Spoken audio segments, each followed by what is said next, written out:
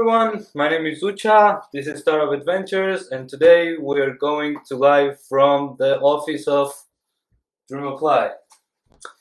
Today, yes, once again, let's start.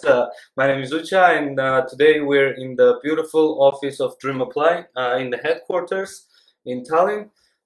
We have a guest, Mart, the co-founder of DreamApply, and my co-host will be Hardik. My name is Ucha.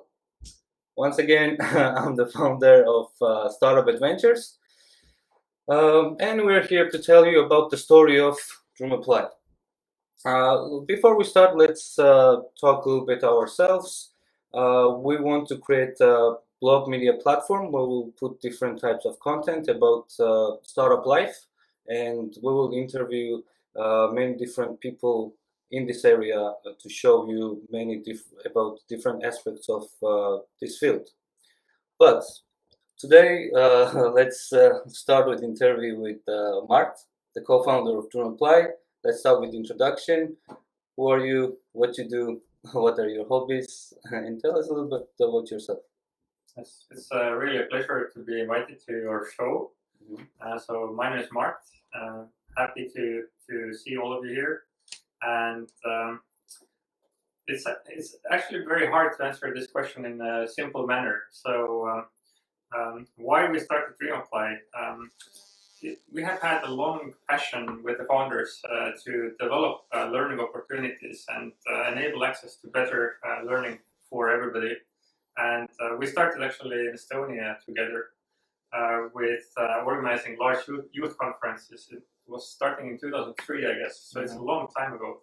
And the goal of these conferences was to invite the best speakers from Estonia to come and try to inspire the young people, mostly secondary school students, about how to find your path in life. So, of course, these were amazing events. The feedback for the events was very, very good. But maybe the one-day intervention for helping people to think about how I can find my path in the life. It's not maybe having a massive impact on people, but I've had people coming to me on the street and saying thanks very much for making this event even a few years after we did this. And also we had a big impact. Well, at least some kind of impact. We also published a book about finding your path in life together. After that event. Yes, actually, we did about 7 of these conferences. It was about 500, 400 kids coming together each time and enjoying the best speakers in Estonia. And even some of the sponsors mentioned afterwards that, hey, wouldn't you want to do more events? Your events were better than the professional organized events. Oh, okay. So this is how we met with the founders, and the passion for education from my side is even older. So I started to organize events for young people in school time already. I think end of primary school. So and when I went to do my internship in Belgium in 2002, and I came back from there, then I felt that this is something that I want to dedicate more time on to support kids with doing something useful. And since the second year of university studies, I've been focusing only on developing education, and we've set up 4 companies and also at least 3 NGOs, and I've been in the boards of a few more NGOs in education development. So it's been quite a ride. Yeah. Well, let's start with the simplest things. What's DreamApply in the simplest way which you can describe? So DreamApply's goal is to help young people to find a great university for themselves to study, and at the same time to manage the whole process of going to study in the university in a nicely streamlined way. But from the university side, DreamApply is a university admissions management platform, and by now we have around 250 universities across the globe working with DreamApply platform, and There is about 2 million users now per year, so it's a quite fun level that we have achieved. So thinking back in time, the first time I talked about internationalization of education to young people was 2005 spring, to inspire young people to go to study abroad and get a different kind of angle to the life. I mean, you have been both studying abroad, so you know what I'm talking about. Yeah. Exactly. But if you go to study in another country, you get a totally different perspective on the life and on your own culture and what you think of yourself. So I think it's very important that young people would have these opportunities if they would like to do that. And yeah, that's why we started the seminars in 2005 about studying abroad. And quite soon we found that it's not the problem that universities wouldn't be able to spread information about their opportunities, what they're offering for international students. But the problem starts mostly from the moment that students really want to go into the university. And then we started to look at this process in more details. We saw that it's so heavy process. There is usually about 27 contact points for an international student to come to the university. And for example, it has been counted that in the Netherlands, if you want to go to study in Dutch university, you still have to send about 50 emails as a student. Really? Yes, to enter the university. But without DreamApply in place, it's actually quite a normal result because there is just so many details that need to be taken care of. And the DreamApply's work there is then, well, as I like to say, Estonians like to solve all the world problems with the help of software. So we decided to do it the same and set up DreamApply to help to solve this small amount of problems in the university admission side. And of course, universities are also very happy because their life becomes a lot easier when they start using the professional solution like DreamApply. The feedback from universities is that they usually save about 60% of admin time because the processes are automatized and convenient to manage. And at the same time, many of them report between 50 to 100% increase in international candidates numbers. So because the candidates are also saying that, well, I'm actually going to this university because I understand better what they want from me and I know how to do it. I completely understand. Like, if I talk about my personal experience coming from India, the hassles that you spoke about that the university has with these many touch points to get into the university. I mean, as an international student, at first we think it's very easy. You pick a university, you pick a course, and you get it. But it's not these steps. It's more than that. It's about finding the right platform to find all the universities. Because if I Google about best business schools in Europe, it will give me 20 best universities, 30 best universities, and it's not the way we should make choice about which university when to get in. So I think DreamApply as a platform has helped me to choose the right university in a most convenient way. So I think it has the potential, and I really love this platform because it solves the most amount of pain points of international students in choosing the right university and course. And I think it should be applied in almost all the countries. That's what I say. So I think that's pretty much it from my end because I really think that it solves many issues, and I of course agree that there is so many industries, so many countries, so many students you are still targeting to cover, right? Because there are so many problems that are not yet solved. Yes, absolutely. I mean, if you look at the whole world of higher education, then we have about 40,000 higher education institutions globally, and only 250 of them are at the moment working with DreamApply. So there is still a lot of work to be done to get things in order. And of course, I'm very happy to hear about your positive experience with DreamApply. And I think this is a big thank you to the DreamApply team that is working every day to actually make this beautiful thing happen. Absolutely. My next question would be, why did you decide to be in the edtech space, in the edtech industry? Well, in reality, when we started DreamApply, nobody was talking about edtech at all. Okay. It was before the era of startups in education. So we didn't consider ourselves at all an edtech company. It's probably in the past 4 or 5 years, edtech as a word has been popularized. And of course, if we look at educational development in general, then I believe the startup model for improving the learning experience and providing more engaging solutions for education, then the startup model is really a fruitful model for making this happen. At the same time, a lot of work still is to be done with supporting the governments and the education decision makers in figuring out how exactly to use the startups in making the learning experience more fascinating for people. I can bring a few examples, like why this topic is so important. Just about a month ago, I had a really great chat with an Icelandic gentleman who had done a PhD on using the flow theory in education development. Just in case, mentioning also what flow theory means. So flow theory says that people are at the best learning when they are about 85% of the time correct in what they're doing. So if you're all the time correct, if you're 100% of the time you know what you're doing, then what happens very quickly is that you become bored.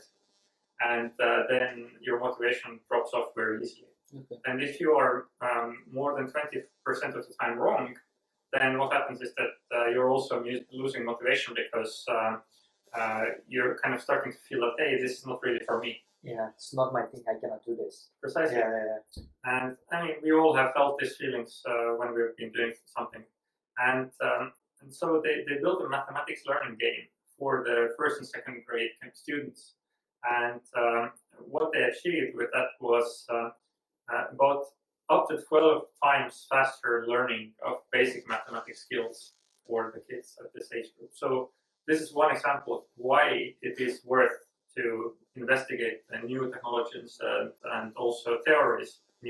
Well, flow theory is actually not very new; it's from the 70s. Yeah. But we have many theories in psychology and human behavior that actually are, some of them are more than 100 years old, but we are still not using this knowledge in general education development at a wider scale. So this really helps them to learn things faster?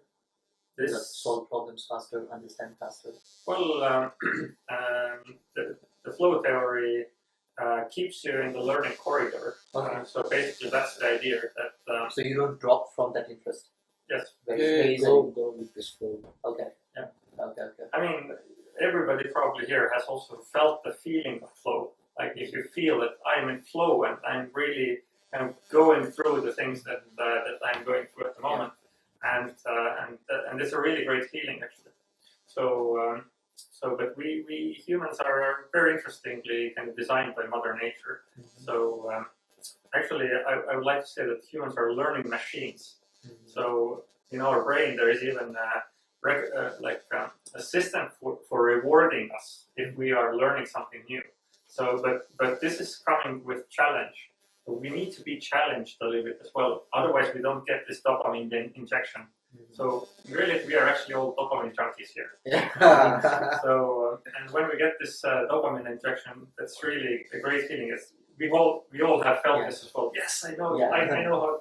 And at that time, you kind of just go with the flow. You don't give up because you have this dopamine expectation that you are going to receive in some time. Well, people usually don't think that, hey, I want to now be challenged a little bit because I want to get this dopamine injection. But it could be in our subconsciousness a little bit that, absolutely. Hey, I would like to have some excitement, or I would like to do something challenging now. Yeah. And actually, the reward system is pushing us towards doing this. So we are really nicely designed learning machines. Mm-hmm. Absolutely. And if you talk about a founder story, like you met your core team first, and then you came to a point that, okay, fine, let's design this platform. We would like to know more about the founder story, like how the same goal came to one place, and okay, let's do it. Well, it's in our life it has been kind of very dynamic in reality. So as I said, we made these youth conferences. Then we decided that, hey, let's do something about the internationalization of education because it provides a lot of value for the human experience. Then we found that, well, actually, we built an organization for this. Okay. So it's called the Dream Foundation. Mm-hmm. And it's still operating in 10 countries and giving advice to people about going to study abroad. Mm-hmm. And yes, then we saw that universities would benefit, and the students would benefit as well, from having a better system to manage the complex workflow. Yeah. And then we decided to make it available for the universities. Mm-hmm. If you go into even more details, then actually we started to build the system for ourselves in the beginning. For yourself? Yeah, for Dream Foundation. Okay. So Dream Foundation, because there were so many students coming in that wanted to go to study abroad in Dream Foundation, and we needed a tool to manage the information flow between the students and the universities. And then we started to recognize that, hey, the issue is not only on the student side, it's somewhere else as well. Oh, okay. I mean, it's a huge task. So how long was the research to understand the pain points of universities for students? Well, for us, it was actually not that heavy research because we already had worked with, so we set up Dream Foundation in 2005, and we decided that, hey, universities need the system in 2008, more or less. So 3 years. So, but we had already worked with more than 100 universities from across Europe by this time, so we knew quite much detail. You already had a lot of data points, right? A lot of pain points that they go through. Yeah. That's great. But tell us a little bit about like you guys met, wanted to solve this problem, had this wonderful founder story. But how about like challenges when you wanted to grow this company and make what it is now? Yeah, I think the major challenge was that we had built a really beautiful product. So we launched DreamApply in 2011, and we had a lot of friends across Europe in universities. So I actually personally went on the roadshow to introduce DreamApply to universities across Europe. How fun was that? It was actually really fun because we were welcomed very nicely by the universities, and the meetings were super exciting. So the universities were looking at the software, and we knew that we are the best in the world at the time that we launched it. So there was nothing comparable. We had been in the business for quite a long time, so we knew what was going on in the university admission space.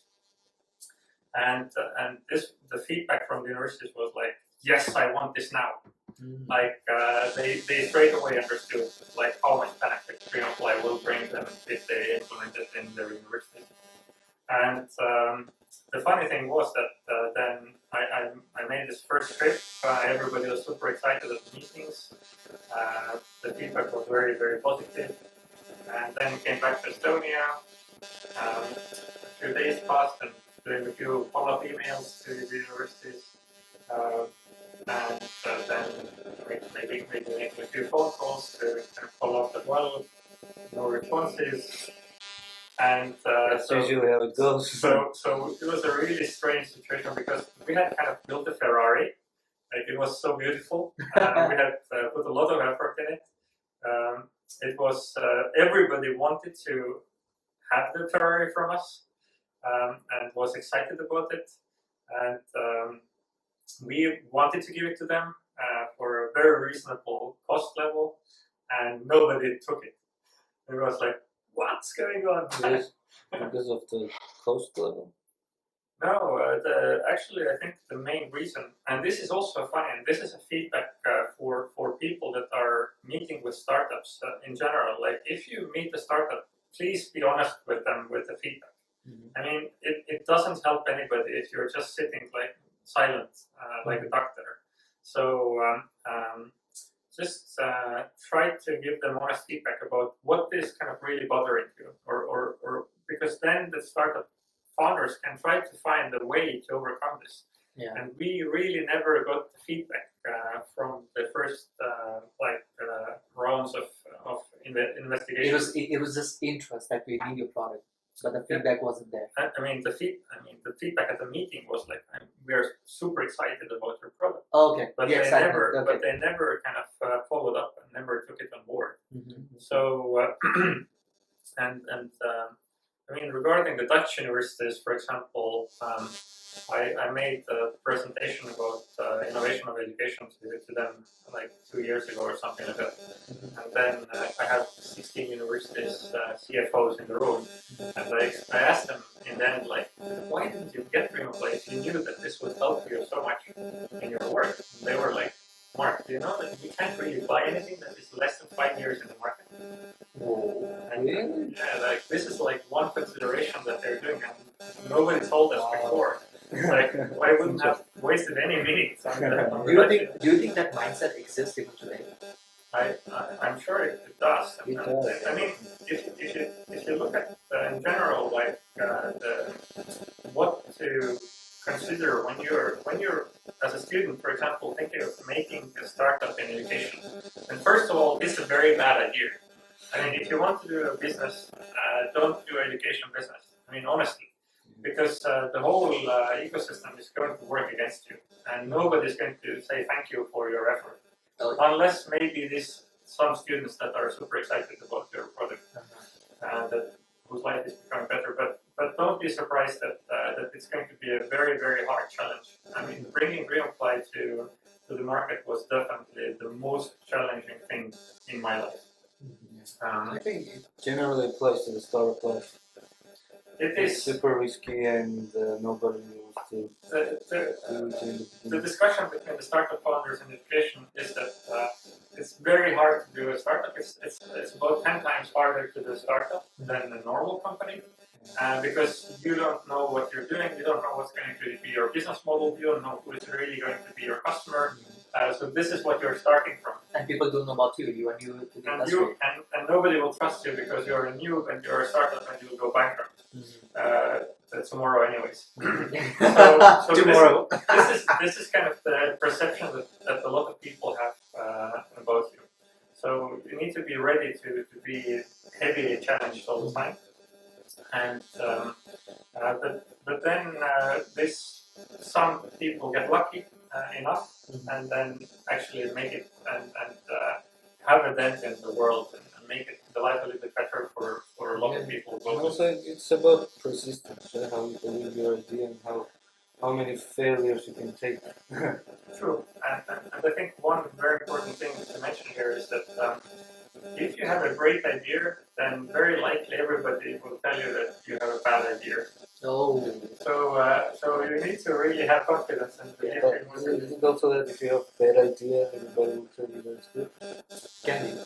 It can be, but it's not necessarily like people understand what you are going to do. I mean, at the end of the day, you see hope at the end of the tunnel, and you just keep going.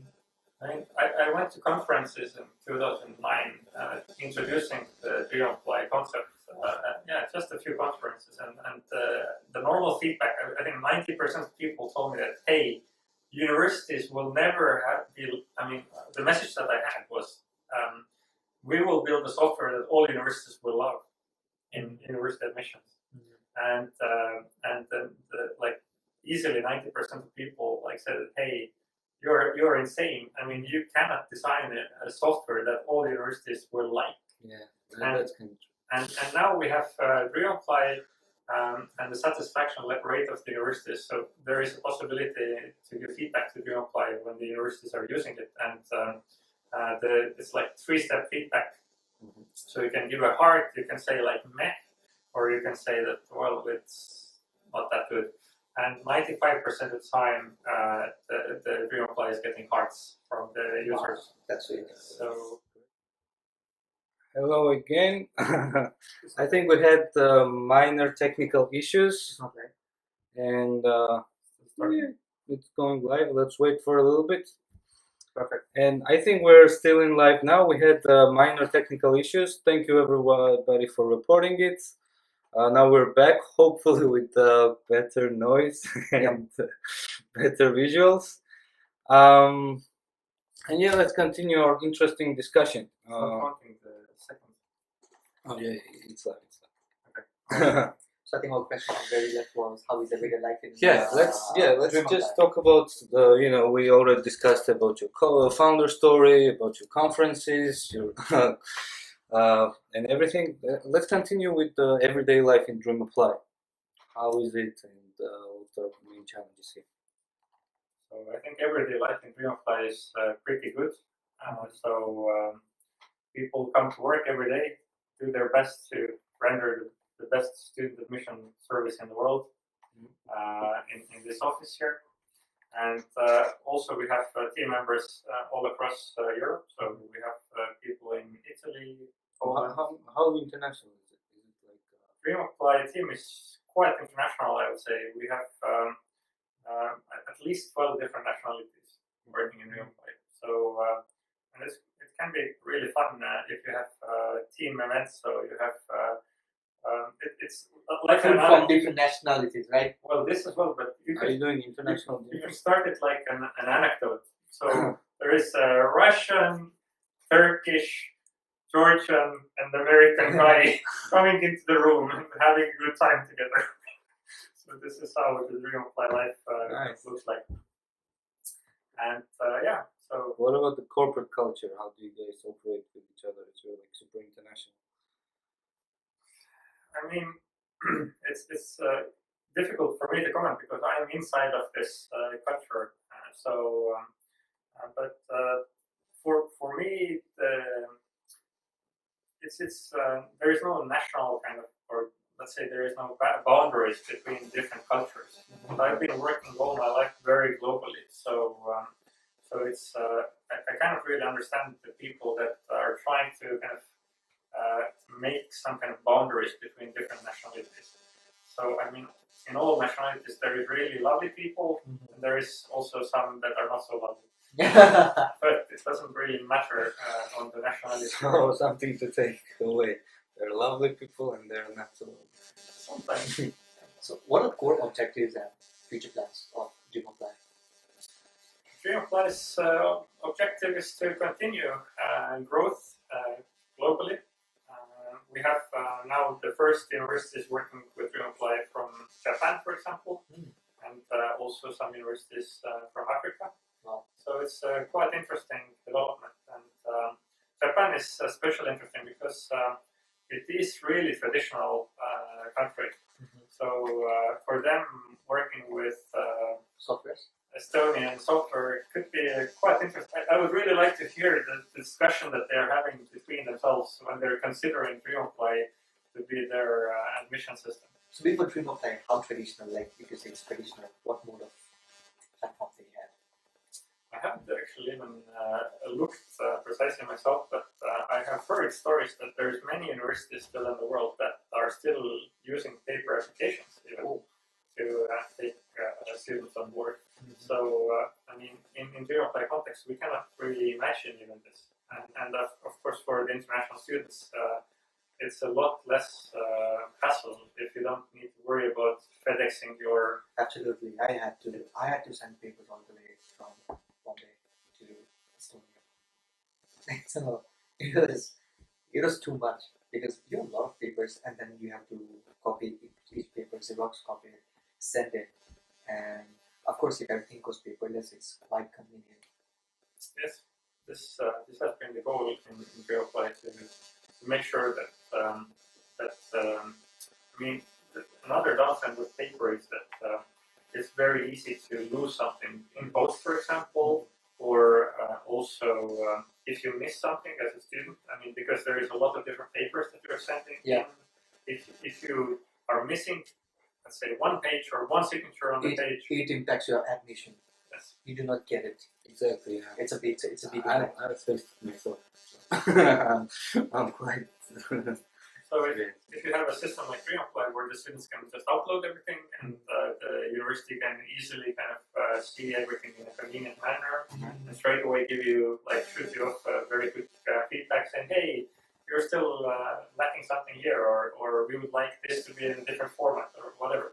So it's just making this flow of information a lot more nicer and a lot more friendlier. And actually, the universities can see in DreamApply, and the students see more or less everything exactly the same way as the universities see in DreamApply. Yeah. So for example, the universities also see if the student has opened the information that they have sent them. So sometimes there are problems that the students don't receive the emails for some reason. So it's very good to have this possibility in place. So universities can follow up and make sure that there is no headaches. Absolutely. The transparency level is quite good. If I talk about my experience, I sent a letter with certificates. So I see the notification that the university has received a certificate.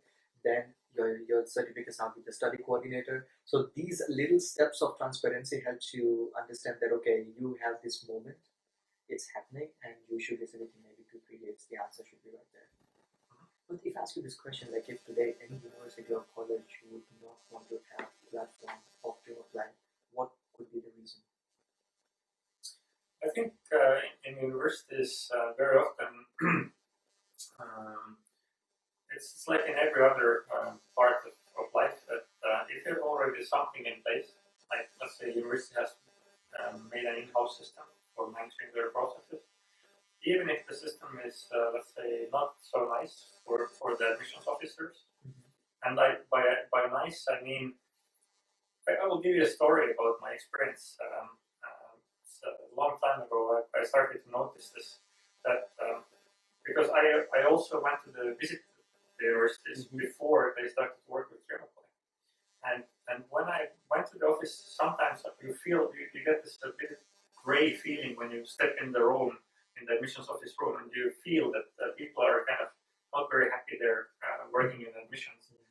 Because it's almost inhumane work that you need to do, because there's about 50 different things that you need to track for each of the international candidates, and you cannot do mistakes there really.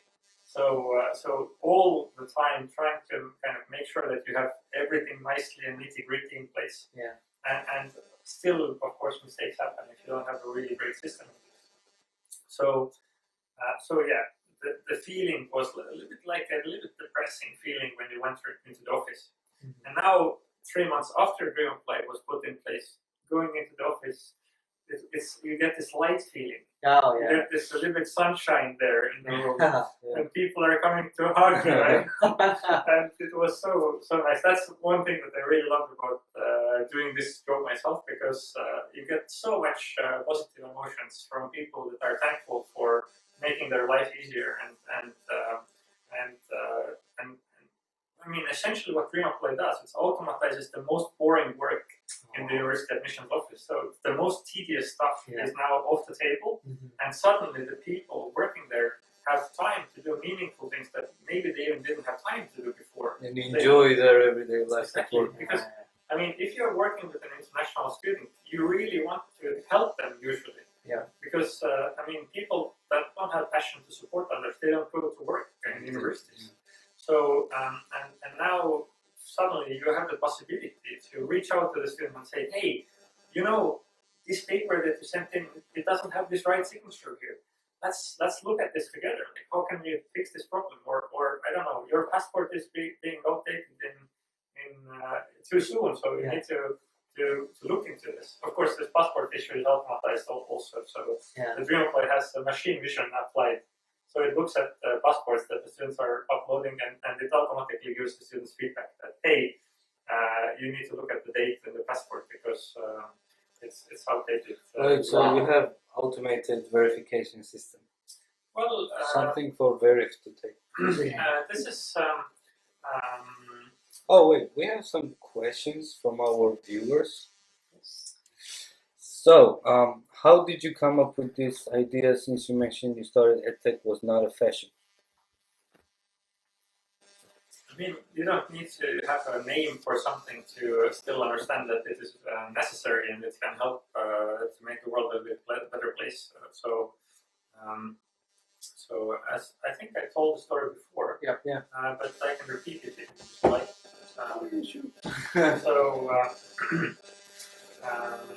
So we set up Dream Foundation, and Dream Foundation was supporting people in going to study in universities abroad.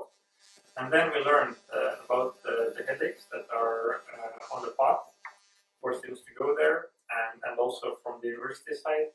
And based on this experience, we thought, hey, we should try to offer a solution for universities in doing admissions in a much nicer way. Okay, So this is how easy it was. that's great. And how many developers are working behind this platform now? Very good question. I don't know by heart. But we can say that there are around 30 people in their team. Yes. The team is super international. I can say that it's super fun to be here, like looking at this environment. Thank you. And they have this family situation, so it's super cool. And yeah, they're telling us that EdTech is becoming a fashion, which is EdTech might become, or now thanks to the coronavirus, Yeah. I'd say thanks to the coronavirus, everybody kind of understood straight away that, hey, we need to look at how can we make education accessible by distance. And there is so many different things that can be improved in education.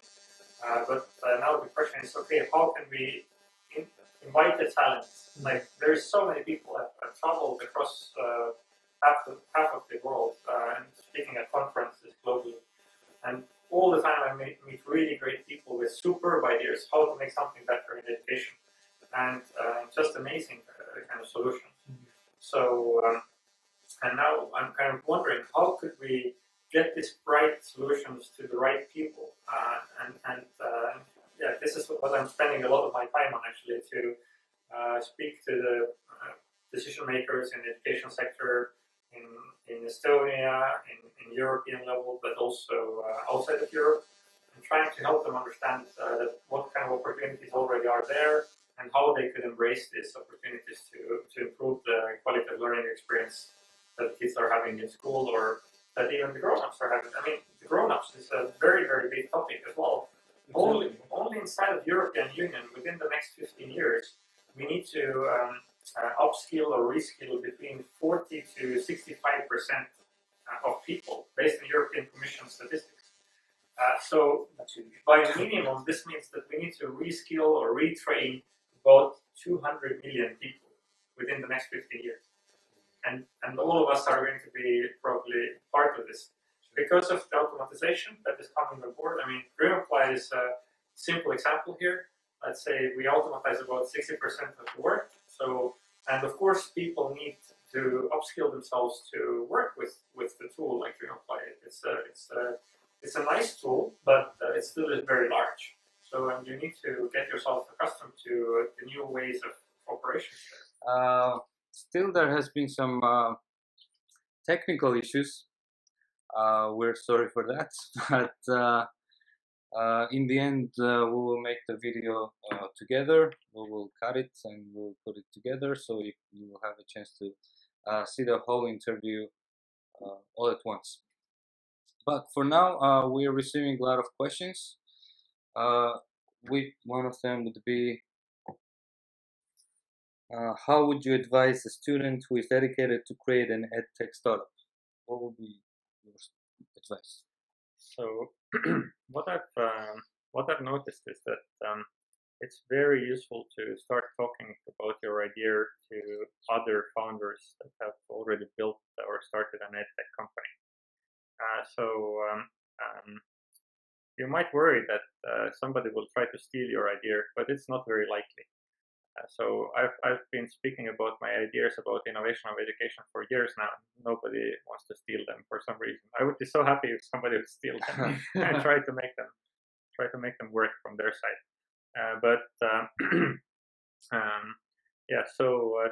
There is an organization called Startup Estonia, and they are having a special part of the work is called edtech, and then or edtech ecosystem development in Estonia. So try to look this up and join some of the events that are being organized, where they are inviting also other people that are interested in making edtech startups. And there you can make yourself a network of existing startups here in Estonia and ask for advice. I mean, we've even set up an organization called the Nordic EdTech Forum for this purpose. So if you can check out the website nordicedtechforum.org.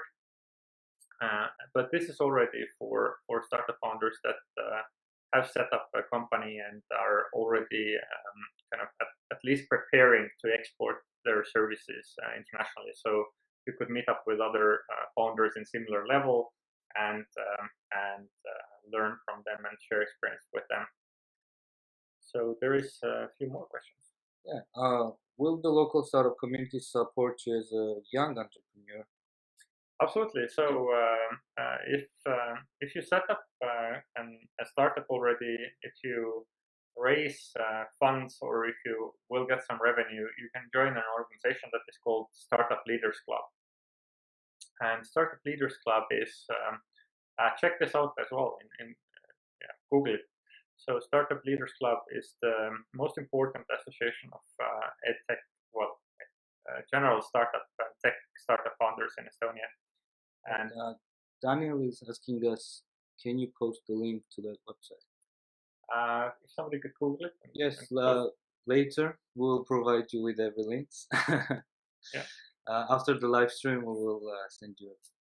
Estonian Startup Leaders Club. Just check it out. There are certain rules that you need to fulfill to be able to become a member. Once in a while, they are also organizing events that are available for public.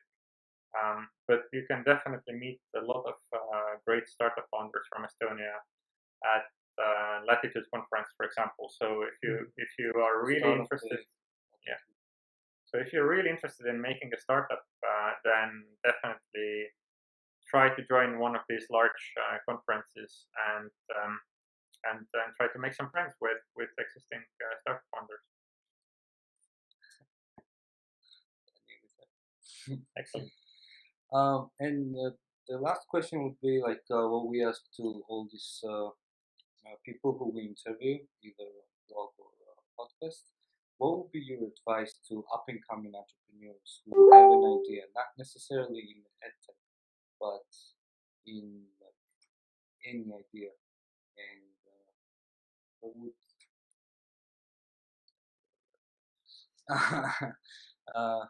what would be your advice to these people who don't know where to start, or perhaps they're shy and they have ideas, but they have ideas and they want to try out something new. So how do you approach this? First of all, being shy is not a virtue when you want to build a startup. You need to be training yourself with the idea that, hey, I need to reach out to people that are maybe a lot more wiser than me in certain topics and ask for their help. So I think even Steve Jobs has been kind of praising this, that if you want to do something, are determined, then try to just ask for help, and people will try to help you. You might be surprised. Mostly people want to help you. There might be a situation, for example, a lot of people turn to me, and I don't just have the time to respond to everybody. So I'm always trying to still get the idea, like what your problem is. So try to be concrete when you're asking something, like what you want to achieve, what are you looking for, just very briefly, no long stories. It doesn't make sense. I don't have the time to read a 2-page email. And then I will try to connect you with somebody that might be able to help you further with your idea, or would know a lot better than I do, because all of us have very specific kind of knowledge bases, and it doesn't make sense to expect that everybody is able to support you in everything. But I can really recommend this because I've used this myself.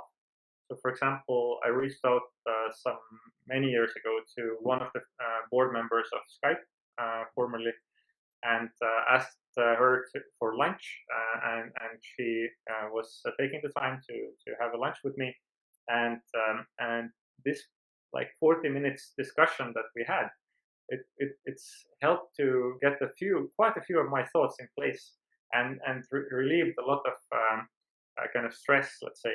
So one of the things that we, for example, discussed was like how to prioritize things.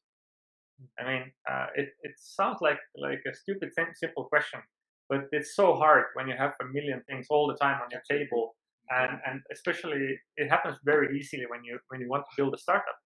And she said that in Skype they had a very simple rule at the very busy growth times of Skype that you only have 3 priorities, and that's it. You're not allowed to have more. Everything that you're working with has to fit into these 3 priorities, and that's how simple it is. You're not allowed to have more, and everything else you just can write down somewhere else and keep it in your kind of memory.